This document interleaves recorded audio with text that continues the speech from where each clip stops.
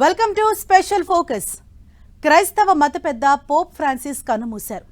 Easter మరునాడే ఆయన దేవుణ్ణి చేరటం వెనుక దైవ కారణం ఉందని క్రైస్తవులు బలంగా నమ్ముతున్నారు.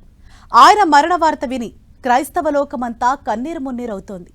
పోప్ ఫ్రాన్సిస్ తుది శ్వాస విడిచిన క్షణం నుంచి తర్వాత పోప్ ఎవరనే దానిపై ప్రపంచవ్యాప్తంగా ఆసక్తి కనిపిస్తోంది. అసలు పోప్ను ఎప్పుడు ఎలా ఎన్నుకుంటారు? ఎన్నిక ప్రక్రియ ఎలా జరుగుతుంది?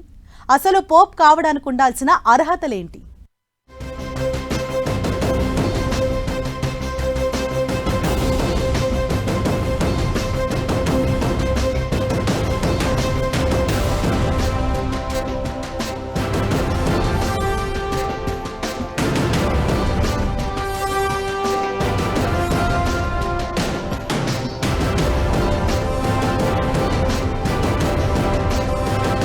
క్రీస్తును చేరిన పోప్ ఫ్రాన్సిస్. మరిప్పుడు కొత్త పోప్ ఎవరు? అసలు పోప్ కావడానికి అర్హత ఏంటి?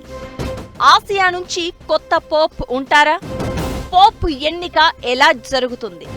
పోప్ ఎన్నిక ఎందుకు అంత ప్రత్యేకం?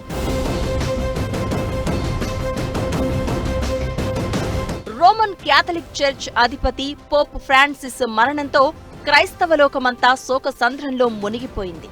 పోప్ ఫ్రాన్సిస్ సేవలను గుర్తు చేసుకుని కన్నీరు మున్నీరవుతోంది. 12 ఏళ్ల వయసు నుంచే చర్చి, సమాజం, అట్టడుగు వర్గాల కోసం పోప్ ఫ్రాన్సిస్ అంకిత భావంతో పనిచేశారు. 1936 డిసెంబర్ 17న అర్జెంటీనాలో జన్మించిన పోప్ ఫ్రాన్సిస్ 2013 మార్చి 13న 266వ పోపుగా ఎన్నికయ్యారు. వాటికన్ ఆర్థిక వ్యవస్థ, పాలనను సంస్కరించడంలో కీలక పాత్ర పోషించారు. వలసదారులు, పేదలు, ఖైదీలు, అణగారిన వర్గాల కోసం ఆయన చేసిన కృషికి ప్రపంచమంతా సలాం చేసింది. పర్యావరణ పరిరక్షణ, అణు ఆయుధాలపై వ్యతిరేకత, శాంతియుత జీవన విధానంపై ఆయన చేసిన ప్రచారం ఎందరికో ఇన్స్పిరేషన్. చర్చిల్లో మహిళలకు కూడా ప్రాముఖ్యత ఇవ్వాలని పోప్ ఫ్రాన్సిస్ పిలుపునిచ్చారు. అయితే ఇప్పుడు ఆయన మరణంతో నెక్స్ట్ పోపు ఎవరు అనేది ప్రపంచవ్యాప్తంగా చర్చ జరుగుతోంది. రోమన్ క్యాథలిక్ చర్చ్ చరిత్రలో కీలకమైన పరిణామంపై ప్రతి ఒక్కరూ ఆసక్తిగా ఎదురుచూస్తున్నారు.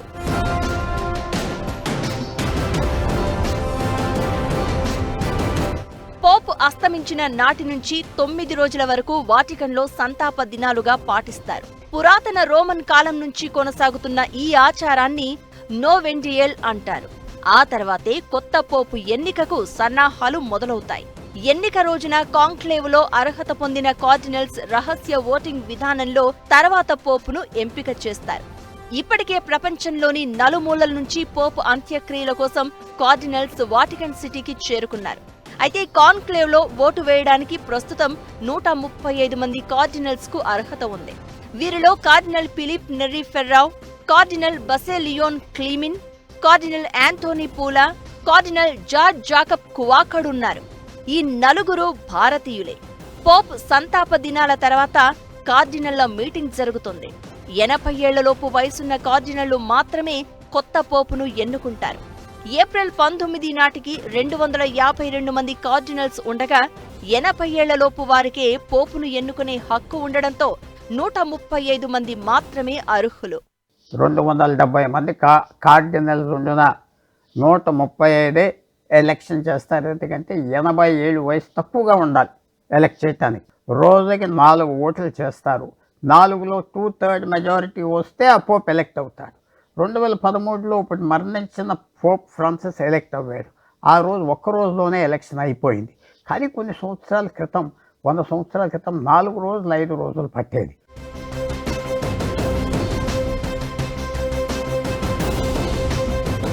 పోప్ ఫ్రాన్సిస్ చాలా మంది సీనియర్ క్యాథలిక్ మత గురువులను కార్డినల్స్ గా నియమించారు. వీళ్లే నెక్స్ట్ పోపును ఎన్నుకుంటారు. పోప్ కావాలంటే బాప్టిజం పొందిన రోమన్ క్యాథలిక్ పురుషుడై ఉండాలి. అయితే చాలా శతాబ్దాలుగా కార్డినల్స్ తమలో ఒకరినే పోపుగా ఎన్నుకుంటున్నారు. సిస్టిన్ చాపెల్లో జరిగే ఓటింగ్ లో పాల్గొనే ప్రతి కార్డినల్ ఓటింగ్ సమయంలో చర్చించిన అంశాలను రహస్యంగా ఉంచుతామని ప్రమాణం చేయాల్సి ఉంటుంది. ఈ ప్రామిస్ ను బ్రేక్ చేస్తే బహిష్కరణ వేటు పడుతుంది. తొలి రోజు ఎవ్వరికి 3/2 మెజారిటీ రాకపోతే రోజువారీ 4 రౌండ్ల చొప్పున ఎవరో ఒకరికి మెజారిటీ లభించే వరకు ఓటింగ్ జరుగుతుంది. ఈ ఎన్నికల ప్రక్రియకు మొత్తం 15 నుంచి 20 రోజుల సమయం పట్టే అవకాశం ఉంటుంది. దీన్ని 9 మంది యాదృచ్ఛికంగా ఎంపిక చేసిన కార్డినల్స్ అబ్జర్వ్ చేస్తారు.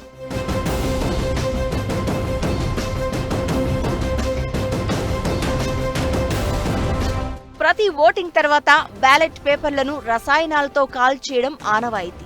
ఇది నలుపు లేదంటే తెలుపు పొగను రిలీజ్ చేస్తుంది. ఈ పొగ రంగు ప్రపంచానికి పోపు ఎన్నిక ఫలితాన్ని సూచిస్తుంది. నల్ల పొగ వస్తే ఎలాంటి నిర్ణయం తీసుకోలేదని, తెల్ల పొగ వస్తే కొత్త పోపు ఎన్నికయ్యాడు అని అర్థం. పోపు ఎన్నికైన తర్వాత ఒక senior cardinal Saint Peter's Basilica నుంచి ఆయన పేరును ప్రకటిస్తారు. ఒక కార్డినల్ కు తగినన్ని ఓట్లు వచ్చినప్పుడు మిగిలిన కార్డినల్స్ ఆమోదిస్తారా అని అడుగుతారు. వారిలో ఎక్కువ మంది ఆమోదిస్తే కొత్త పోపుగా ప్రకటిస్తారు. హబేమస్ పాపం అనే లాటిన్ పదంతో, అంటే మనకు ఒక పోపు ఉన్నారనే మాటలతో కొత్త పోపును ప్రకటిస్తారు. ప్రపంచానికి పరిచయం చేస్తారు. కొత్తగా ఎన్నికైన pope Saint Peter's Basilica balcony నుంచి తన మొదటి ఆశీర్వాదమిస్తారు. కాంక్లేవ్ లో ఓటు వేయడానికి అర్హత కలిగిన 135 మంది కార్డినల్స్ లో 110 మందిని పోప్ ఫ్రాన్సిస్ నియమించారు. ఈ గ్రూప్ గతంలో ఉన్న కార్డినల్స్ కంటే చాలా డిఫరెంట్. ఇందులో ఆసియా, ఆఫ్రికా, లాటిన్ అమెరికా నుంచి ఎక్కువ మంది ప్రాతినిధ్యం వహిస్తున్నారు. దీంతో శతాబ్దాల తర్వాత మొదటిసారిగా ఆఫ్రికా, ఆసియా లేదా ఇతర ప్రాంతం నుంచి నెక్స్ట్ పోప్ వచ్చే అవకాశం ఉందని తెలుస్తోంది. 2013లో పోప్ ఫ్రాన్సిస్ ను ఎన్నుకున్నారు. బెనెడిక్ట్ 16 రాజీనామా చేసిన 12 రోజుల తర్వాత ఆ ఎన్నిక ప్రారంభమైంది. గత 3 పోప్ల ఎన్నికలు చాలా త్వరగా జరిగాయి. అయితే కొన్నిసార్లు చాలా కాలం సాగిన చరిత్ర కూడా ఉంది. 1271లో పోప్ గ్రెగోరీ 10 ఎన్నిక రాజకీయ పోరాటాలతో దాదాపు 3 ఏళ్లు పట్టింది.